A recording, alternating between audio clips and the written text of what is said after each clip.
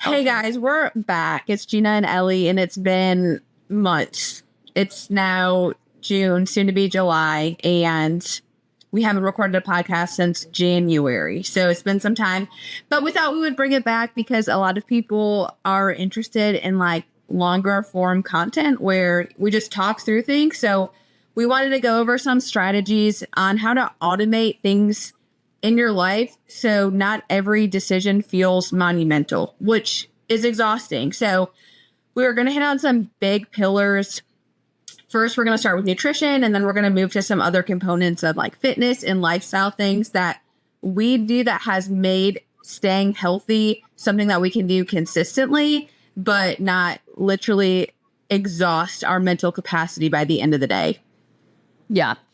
Yeah, I love it. I think with anyone who has a job or a life, you try to automate pretty much everything in work. If you own a business, the more systems you have, the more efficient you're going to operate. And so Geena had this awesome idea of applying that to, or being able to articulate that in how we do it in our lifestyle, fitness, and nutrition. So I think this is an awesome concept. And we'll kind of dive in to, let's just go ahead and start with the first pillar, which is going to be nutrition, which is kind of our bread and butter. And then we'll go to fitness, and then we'll go to lifestyle. So Geena, I'll let you start. What's one way that you automate nutrition? Yeah. Really for me, I feel like a lot of times we post recipes on our page, which is great. And I hope they're helpful, but I don't want people to mistake that for me making a recipe every single night that's new and novel, because that is 1000% not the case. I'm lucky if I make a new recipe once a month. And so for me, something that has helped me stay extremely consistent is almost on repeat. I have 5 to 7 dinners that we rotate through every single week. And I mean, sure, it's not anything fun and exciting, but there's always a trade-off. So if you want something fun and exciting, you're going to have to sacrifice time.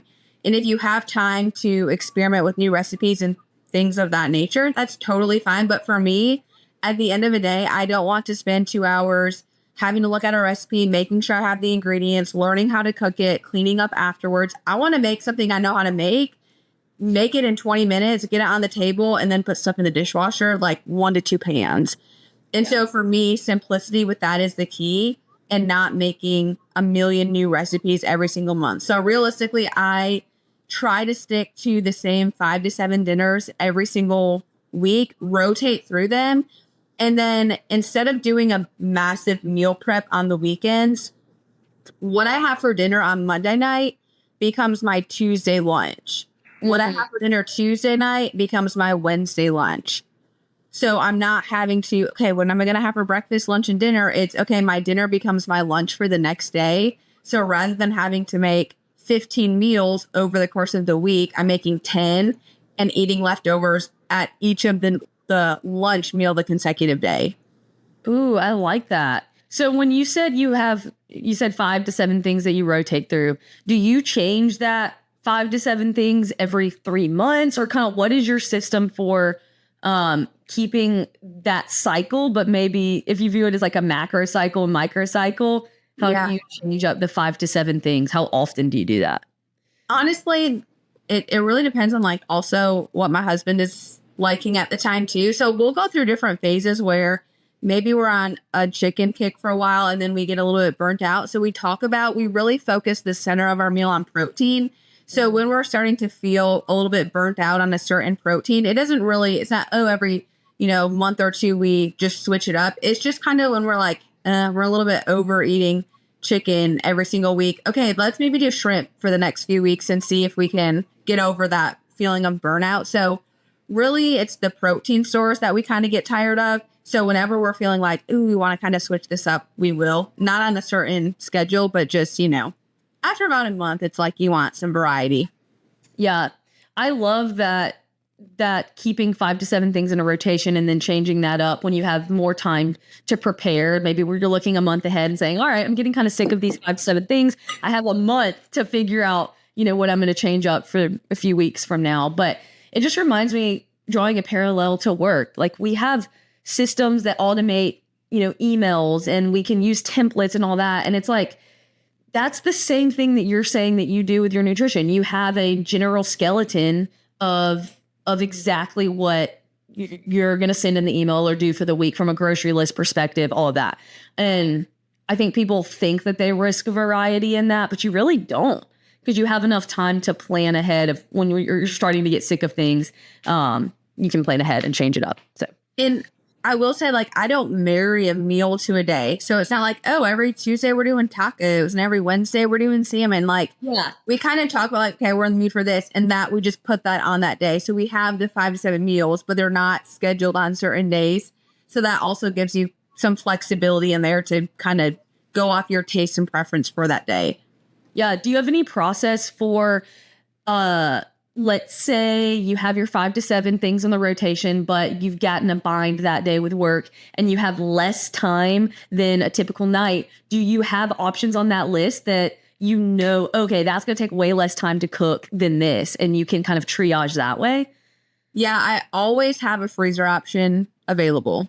And for us, it's always frozen salmon. I made a reel about this a while back, but frozen salmon is literally delicious and so easy to make. So whenever it's like, okay, I come home, I'm exhausted, I don't want to spend any prep time, you pull out your frozen salmon fillets or whatever frozen protein source you want, and you just put it in the air fryer and you can cook it from frozen. So that way I don't have to worry about spending any time doing the preparation.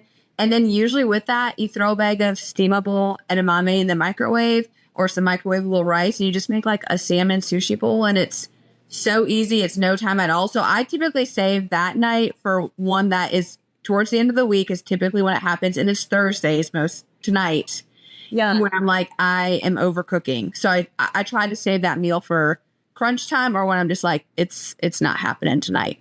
Yeah. I think that's a cool way. If you're listening, like Geena said, and you don't want to marry a day to a meal, think about your week as a whole. What nights for you are the most busy and packed, and what nights you might have a little bit more flexibility. You might be home a little bit earlier.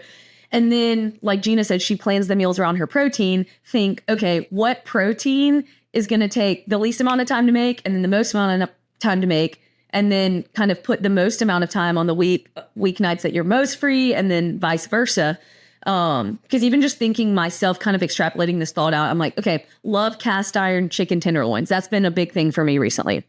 It takes me a while to clean the cast iron skillet and prepare that, compared to something like a salmon fillet or even just browning ground turkey in a normal skillet, right? So for me, that's just like where my mind went, is like, all right, towards the end of the week when I'm more flexible, I'll probably do my cast iron chicken tenderloins. And when I, get home on a Tuesday night at 7 p.m. and I'm ready for bed, I might just, brown some ground turkey real quick. Now, obviously, best case scenario would be you already have this prepped in the fridge, but we're just trying to get you guys thinking through maybe like plan A, plan B, and plan C. So, okay, I spent a lot of time on that, but I wanted to dig a little bit. So mine, kind of building off Geena's thought, one way that I really try to automate things is I look at my 24 hours in a day and I say, okay, what for me is the most difficult meal?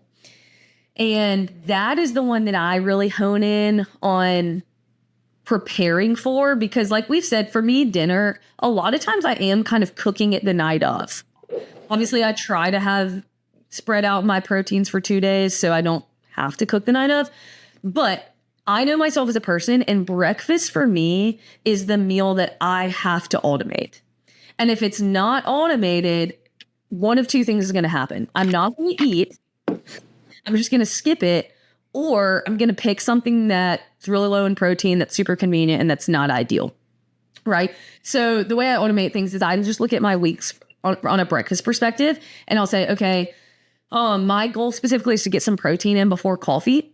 So I will either boil eggs, I'll either make sure in my grocery cart I have, if I'm on a really crazy week, like when I worked 12-hour shifts in the hospital, that I have a bar and a protein shake that I can just grab and go, even though that's not ideal. Do I have those available? And then if I'm making overnight oats or something like that, I backtrack and I say, okay, the night before, what can I do to automate my morning so that I don't even have to think? Mm-hmm. One thing I do, as crazy as it sounds, is I typically make my coffee the night before. That is one less decision that I have to make when I wake up, to where I can channel the small amount of focus and energy I have 10 minutes after I wake up on getting some protein in, right? I don't have to think about going to the coffee pot and grinding up the beans and all that. I've already done it the night before. All I have to do is hit a button. So I think what I'm trying to get at with this is not necessarily even automating the meal, but automating the things around the choice that I have to make so that I can channel my focus and my energy on that meal. Does that kind of make sense? No, and you're saying things that I'm like, oh yeah, I do that too. And I don't even realize that I've automated those things, but it's like, I prep my coffee the night before, like I grind my beans, I put them all. So all I have to do is boil water because like you said, my mornings I have no margin for error. Like I have 30 minutes to get out the door. And so of course the coffee process is 5 minutes, but that's 5 minutes that I can focus on getting something else ready. So I think that's a great point. And something that I hadn't thought of is when I eat the same breakfast every day. Same reason as you, Ellie. It's like I don't want to think about it. Like my mornings are so fast paced that to me, I keep every single breakfast the same. Sometimes on the weekend it'll be it's like slight variation, but for the most part, I always have a base of oats. Mm-hmm. And lately I've just been cooking them with egg whites and some water. And so I don't even have to cook the eggs. I just throw it in the microwave and then put whatever berries I want on top. And so you can kind of change the taste and flavor based on your toppings, which is nice. So the base is the same, but you could switch it up with different things that you put in it, which is nice because then I just grab it and go. And so for me, that's another automated process is my breakfast. I make them in batches of 3. I don't know why this started, but it started years ago and it works so well. I hate doing bulk preps. Like I just have never been one to sit there and individualize every single meal throughout the week. But I started just making 3 breakfasts. So on Sunday morning, when I'm making my breakfast, I'll also make Tuesday or Monday and Tuesday. Then on Wednesday, I'll make Thursdays and Fridays. So I'm not having to cook breakfast every day. It's a way to save me time, and only have to make breakfast every 3rd day. Yeah. Yeah. No, I love that. I think we kind of took a big macro view with the nutrition, but my bottom line is really, what can I do? What can we do ahead of time to where we have the space and the margin to, number one, make the nutritional choice that we want to make? And for me, eliminating clutter, as crazy as it sounds, is really the main thing that helps me stay on track with nutrition decisions. So a lot of my automation comes on actually like the things surrounding the actual choice. And like, even this kind of ties into lifestyle, but something as simple as having a glass of water full that I can walk to when I press the button on the coffee maker in the morning and just sip as I'm grabbing my breakfast or preparing my breakfast or whatever that might look like. Me just getting some water in while I'm making that decision really helps because number one, you need water in the morning, but number two, I can check a box off of, okay, I'm making sure I'm hydrated and I'm not going to make a decision based on something that I could have controlled, being thirsty, thinking I'm hungrier than I am, or something like that. So even just setting out your creatine and electrolytes in your water in the morning can be something that can help make a good decision. So 100%. Anything else you want to say on nutrition? I'm sure you have more. I keep thinking of things. The only other thing that I think has been particularly helpful, and Ellie, this was a while back. I was like, I get every device dirty because I want to get as much stuff done as possible. Like I had my crock pot going, my skillet going, and you were like, I'm the exact opposite and I don't want to clean. So I just do one pan. Yeah. I had never thought about it like that. And I actually switched. And now all I do is I only want to use one thing because I hate cleaning. And so you actually like sparked that thought. So now when I have to chop up something, like if it's a night where we're having sweet potatoes or bell peppers and I'm having to cut something on my cutting board, in my head, I'm thinking, what else do I have to cut up during the week?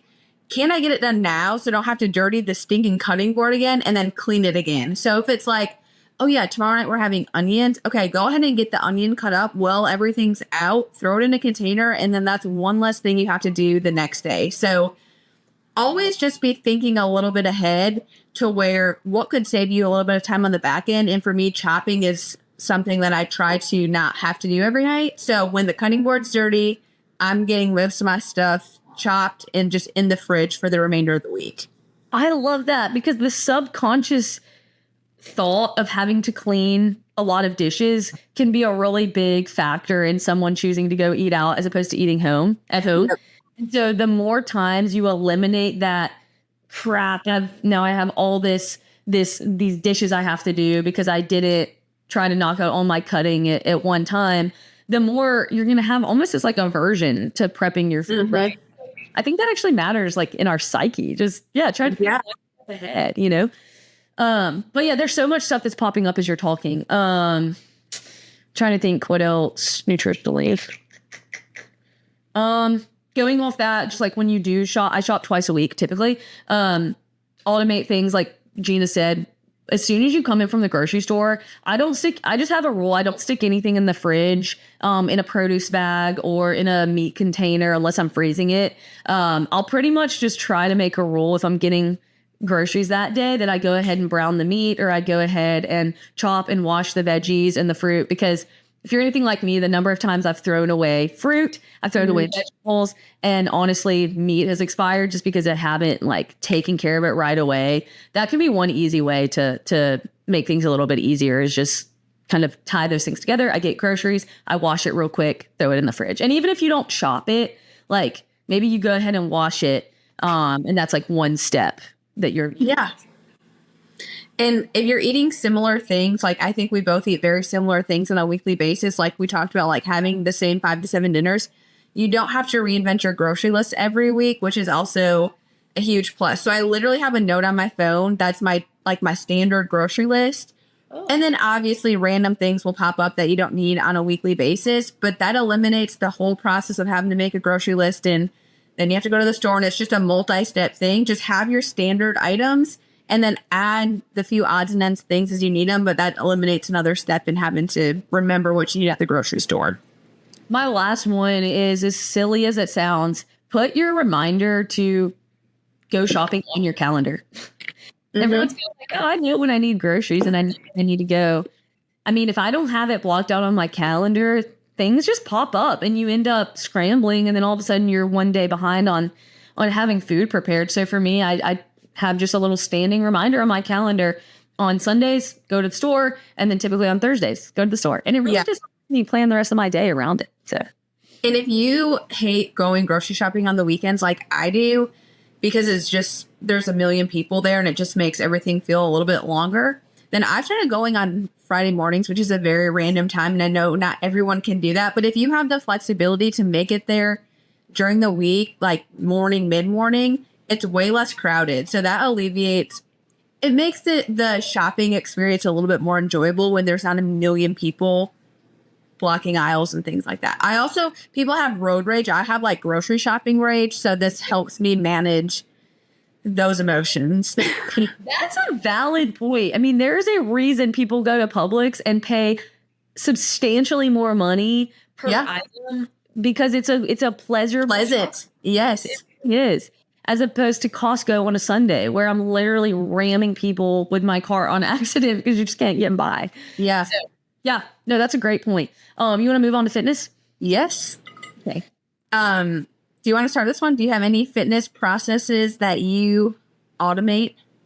Yeah, hopefully it goes without saying, but piggybacking while we're talking about scheduling things in on the calendar, I have since changed a little bit of my routine, and I understand my routine is different than other people's because I have a job that I can control my hours. But what I used to do is I would wake up pretty early and then go and work out immediately. Now, while that worked for me for a very long time, I am in a season now where I've shifted things a little bit, and I'm very protective of my mornings because I know that I am most productive from a work standpoint as soon as I wake up. When I have my coffee, for me, I'm a morning person. My mind is just sharper then. So a lot of this comes down to personality.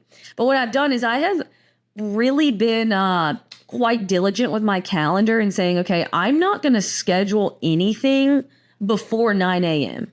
Okay, so that's my work time. Like I'll work from like 6 to 9 and nothing is going to interrupt that. I've moved my training to immediately at the end of that window, so 9 a.m., I'm pretty much tapped out mentally. I've been sitting there for a long time. I feel very content with knocking out the big things I need to get done in the day because that's work stuff typically. And then I find I am really a lot more excited to go work out.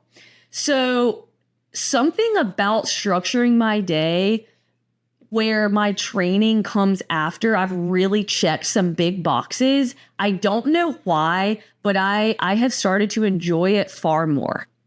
And I think I'm a big psychology person, and I think there's a lot to that because what I found when I was doing the inverse, when I was training first and then coming and working out, I started to resent, or when I was training first and then working, I started to resent training a little bit because I would kind of get a little helter-skelter with my day. If I had a really hard workout, I was kind of all over the place with my focus. And this is just me personally.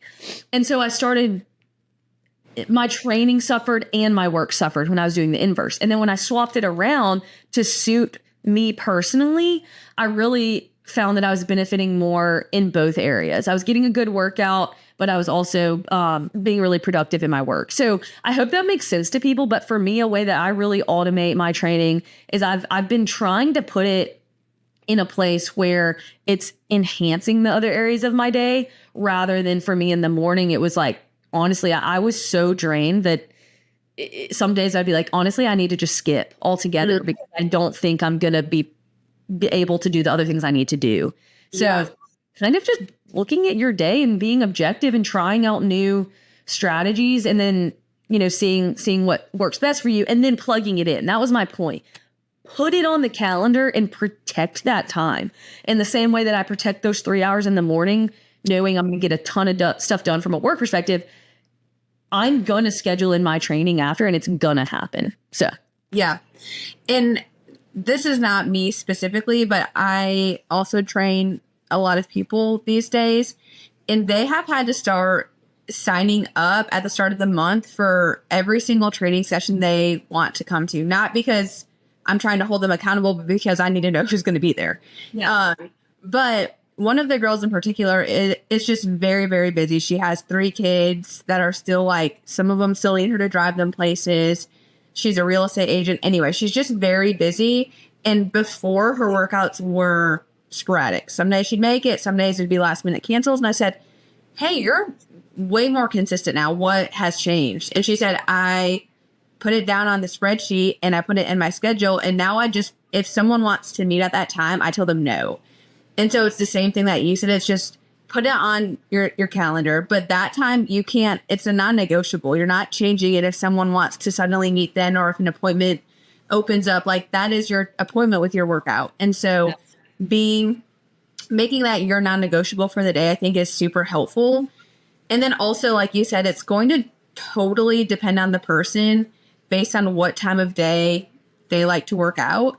But for me, I prefer early mornings just because that makes me feel productive. If I have to do other things before I work out, I don't like it.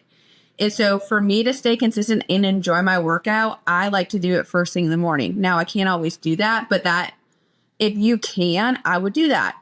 However, my husband hates the mornings and would rather work on at 8 p.m. So you need to find the time of day that feels most enjoyable for you. And same thing, find the modality of exercise that feels enjoyable for you. Not saying you shouldn't do things that make you uncomfortable, but find the thing that you can enjoy the most, because if you try to force yourself to be a morning person and you're not, that's going to lead to burnout. So find the time of day that you like and try to stay consistent with it. And then the second thing I would say about automating fitness is just start really small. Because what I have found is that when people start, they want to overcommit and just 4, 5, 6 days a week.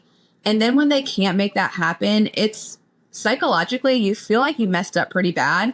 And you almost are like, well, I can't do this. I'm not trying anymore. Yeah. And so I tell people to start off with 2 days. And they always say, I'm not going to see any progress. So I'm like, you need to build a consistency and the habit of just showing up those 2 days for 4, 6, 8 weeks. And what I find most times is within, 4 weeks, they want to add another day. after 4 more weeks, they want to add another day because they're feeling better. They're seeing changes. They've been consistent.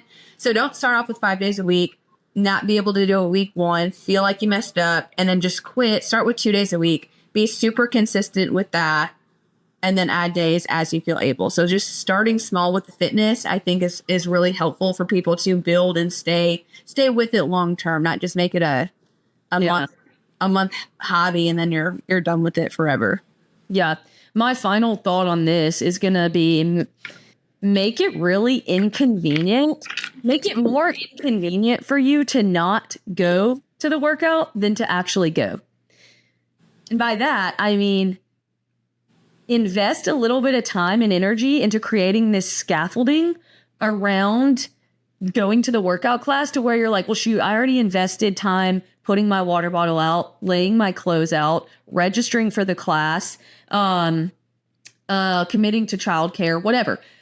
Telling this person I'm going to work out with them and that I'll be there. Make it so many things have already created a good, like, little pretty wrapping around the workout to where now it's like, if I don't go, I got to tell this person I'm not coming anymore. I've got to cancel the babysitter or whatever, the childcare appointment. I spent the time laying out my clothes and all that, and it was just a waste of time now, you know? So I think if you can kind of automate it that way to where it's more inconvenient just not to go, you'll end up going. You know, my husband works at 4:45 in the morning and at our house, and every night it drives me nuts, but he lays out his like clothes all over our little mirror vanity thing. And like, it always bugs me because I hate things out before I go to bed. But it's funny because, you know, he spends time the night before putting that out, laying his shoes out. He has his workout already planned, screenshotted on his phone. So he's already thought all that through. He has his water bottle with the creatine and the electrolytes laid out. And so he spent probably 10 to 15 minutes doing that the night before. It doesn't have to take that long. But when his alarm clock goes off and all that stuff is already done waiting for him, it's kind of just like more inconvenient not to get up. Yeah. And you made 2 really good points there, is that we also have a home gym. And if you're someone who's very internally motivated, that could be a wonderful option for you, especially if the closest gym is 10, 20 minutes away. You end up saving 20 to 40 minutes by not driving there. So if you are someone who's like, yeah, I can totally do that at home, I would 1000% recommend investing in just maybe adjustable dumbbells, something small to get you started and get that routine going. Because, I mean, the home gym can be a wonderful thing if you are motivated and you know yourself. You have to be honest, you know yourself and you know you'd use it.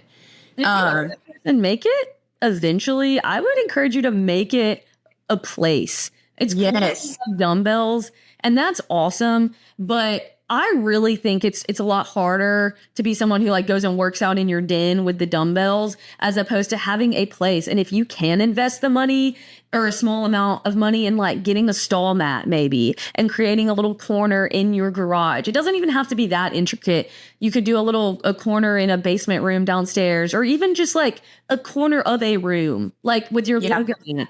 But having a place to go to in your house as opposed to just the den where I normally hang out or the kitchen where I normally cook, that matters if you're going to be someone that works at home. Yeah. And then the second thing you said, Ellie, was that he always has his workout screenshotted on his phone, so he knows exactly what he has to do. That's one of the most common pitfalls if you're like a Planet Fitnesser or whatever. Totally fine. But you just walk in and you don't know what you're going to do. Yeah. That's a lot of energy to okay, I guess I'm going to do this machine today and this machine. You need to have a plan. So if you are walking into a gym with zero idea of what's going to happen that day, that's a lot of energy to have to exert to figure out in the moment what you plan to do. So I would 1000% recommend having your plan before you go in, so you know, okay, this is what I have to anticipate, expect how long it's going to take, and then you know when you're going to be out of there. 100%. Anything else? That's all I got on the fitness side. Okay. Obviously, we could dive more into all of these, but we just kind of want to give you the main ones. So lifestyle, this is going to encapsulate pretty much anything, all the way from alcohol to stress to sleep to steps to pretty much anything. So what comes up first for you? Okay, for me, steps is a big one. And I feel like I talk about steps all the time. But for me, I don't I don't always have a window of my day where I can go for the perfect hour-long walk and get all my 10,000 steps in one swoop. It's just not how my days are structured. Some days I can. So what I have found to be the most helpful thing in order to get my steps for the day, which, I mean, you hear 10,000 steps, whatever your goal is for the day, anytime I'm on some type of a phone call, whether that is not like client calls, but like with my mom, with my friend, I am never sitting on a couch or just like standing in my house. If I'm talking on the phone, I'm outside walking. So that ensures that that time is not sedentary time. That time is time I'm getting steps. And same thing, like anytime I'm scrolling on Instagram, which we all do it, I don't let myself sit down. So I will, even if it's like I want to stay in my house and just pace back and forth. No. If you spend 10 minutes at the end of the day scrolling or 15 minutes and you just commit to walking and like scrolling on Instagram, you could get 1,500 steps in that amount of time. So I, as best as I can, avoid having long periods of sedentary time, whether that's scrolling or talking on the phone. And I take all of that, time that would be seated or just standing around, and I make it into a focused time I'm getting steps in. So that easily can add up to 30 minutes by the end of the day. That's interesting you say that, because I had a client who used to tell me the only time they could check social media was if they were holding a squat position. As crazy as that sounds, they had a goal of improving their ability in Olympic lifting. And so somewhere they read that it was important to hold a squat for 3 minutes per day. And so they were like, hey, anytime I'm on social media, I'm just going to hold the squat and then I'll accumulate, far more than 3 minutes. Yeah. And in my mind, I'm like, that's kind of like inconvenient, but it's a really good, I love that you've kind of done that with the step aspect, because it does two things. One, you're killing two birds with one stone. But the second thing is I think you'll actually find you scroll less, because honestly, it's not as fun to walk and scroll as it is to just lay on your bed and scroll. Yeah. And so tying that into a stress component, like not wasting as much time on social media because you've made it a little less comfortable just to scroll, I think is cool. Yeah. And I think we talked about the concept before. It's called temptation bundling. So I mean, scrolling for most people, I would consider to be something enjoyable. Like it's kind of a brainless activity. I think we all do it because we just want to like kind of decompress, like turn off for the day. And I actually really like walking. So I don't want people to think I just hate walking and I make myself do it. I actually really like to walk. But I bundle something like scrolling, which I enjoy and I want to go mindless, with something that maybe I don't necessarily want to do in the moment. So when I put those two things together, now the walking becomes more enjoyable because I'm doing something that I wanted to do in the first place. So maybe for you, it's listening to an audiobook. You absolutely love listening to books or podcasts. So bundle that with going for a walk. So rather than sitting on your couch and doing it, you're pairing something that you love with something that maybe requires a little bit more intentional effort on your part, and doing those at the same time. Yeah, love it. So I'm very, very biased towards the stress side of things. So I do have a few things I want to share, just because being, Geena, you've been an athlete most all of your life, but specifically in CrossFit, we spend a lot of time in the gym. I spend some days 5 to 6 hours in the gym broken up. And in order to successfully run a business, coach people, prep my food, be a wife, all that stuff, I've got to get good at eliminating the time wasters in my day. And I've learned the hard way. But one thing that has really helped me, as simple as it sounds, I do not have the willpower. I've learned about myself. I don't have the willpower to keep Instagram on my phone, because what happens is I'm in line at, getting coffee or in the grocery store and I'm scrolling. My thumb just goes to that. I don't even have the willpower, Geena, a lot of times to just go on a walk and scroll. I love that works for you, and that's probably going to work for a lot of people. But I started to realize a lot of my stress came from my inability to be productive for long periods of time, because the minute I got fatigued, I would just decompress with a quick 5 minutes of scrolling. That was wreaking havoc on my day. At the end of the day, I was wasting hours. And so what I did is I was like, I'm not going to get rid of Instagram. I don't want to be extreme. I just deleted the app. And so what I do now, I'm like, nothing is going to go anywhere. People are going to post it and it's going to stay there. At the end of the day, once I'm done with everything, I'll give myself like 10 minutes on my computer to look at Instagram. One, on the computer, it's a lot less user friendly, so I don't even enjoy it as much. I kind of just like see if anything important was posted, and then it's like I don't even know how to scroll on the computer because you have to like click. But that has been amazing for me because I realize I'm actually not missing anything. I can rehash at the end of the day. I don't need to have live real-time updates of everything throughout the day. I don't. And that has done wonders for my stress. I've had so much time open up in the day. So that's big. Deleting Instagram app and just checking it on your computer. And then the other thing, there are two other things for stress. But the other thing for me, whether you're religious or not, a Sabbath is really big for me. So having Sunday to where that is a standing free day. Like I will spend time working on my book or doing something fun that fills me up. Just sitting on the couch and hanging out and talking with my husband most of the day, like spending the time to have a late breakfast before church, like having that one day that I can look forward to in my week and just breathe. It is so impactful for the rest of my week, because when I have forsaken that and I've just kind of like rushed on Sunday or done a lot of different things in an attempt to be productive or get ahead on work, I actually find that I'm far more stressed when I try to cram work in on Sunday. But looking at the week and saying, Sunday's coming, I can like breathe, Yeah.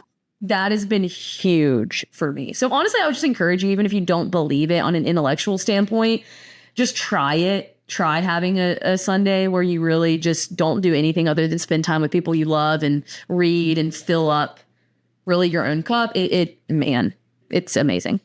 So if you have things like meal prep or laundry or things like that, are those completely off the table for a Sabbath for you? Like you reserve those for maybe Saturday instead, and Sunday's completely like enjoyable activities and time with people you love versus doing something like meal prep? Yeah, I really, really try to eliminate the like laundry and the things that like I kind of have to get done. For me, I'll be honest, I enjoy cooking on Sunday, and it's kind of relaxing because I'll put on a podcast and I'll cut all my fruit up and all my vegetables, and I actually enjoy that. So I will do that in grocery shop. I do meal pickup, so I'll typically just pick up my groceries. But for me, I enjoy that. If you're someone and you don't like shopping and you don't like cutting up stuff and listening to a podcast, then I would say don't do it on Sunday. Yeah. It's not really dogmatic. It's more about what allows you to kind of just pull back and not feel like you're checking boxes. Yeah. No, I love that. I think that's really important. And I would love to do a better job of just slowing down a bit, because I think the hustle of today's society is the biggest cause of our stress and just overwhelm. Like you said, with social media, there's nothing on there that's, I need to see this the instant someone puts it out. But we have this thing inside of us that we feel like we need to stay so locked in with everyone's lives. It's almost insane. But I was thinking about that too from a standpoint of like emails at work or Apple Watches where you're getting every text message. Your wrist lets you know every single time someone messages you, and just you can turn those things off. Like I specifically turn off anything aside a phone call, because I feel like if someone's calling me, it's usually more important. But text messages, a lot of times you don't have to respond to them right away, most times. And sometimes you don't have to at all. Someone once told me, like, you don't have to respond to everyone. Like, not every text message needs a response. And I was like, I never thought I could just not respond if I didn't want to. And same thing with like work emails. It's like, we are so connected at all moments that something comes in. And so someone told me one time, don't let the urgent things outweigh the important things. And that has really stuck with me, because we feel like everything is so urgent. We need to check this, respond to this, do this. And in reality, like none of those things are necessarily so important that they demand our attention in that moment.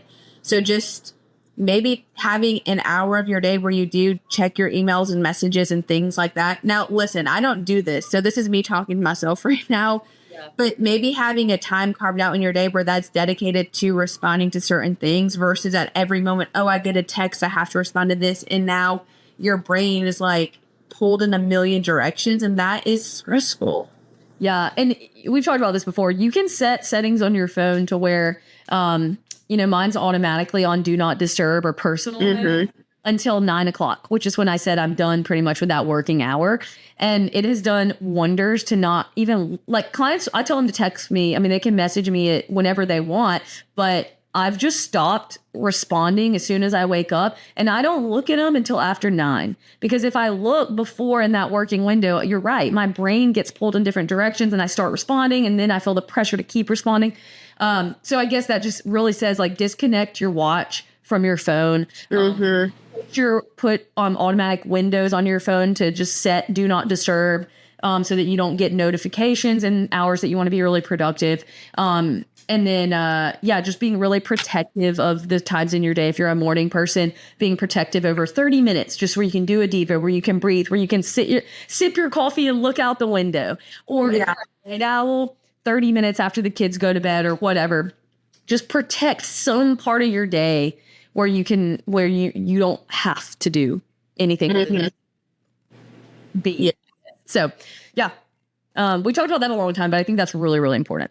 Yeah, no, I love that. And the last thing that's coming to my mind kind of ties back a little bit to nutrition.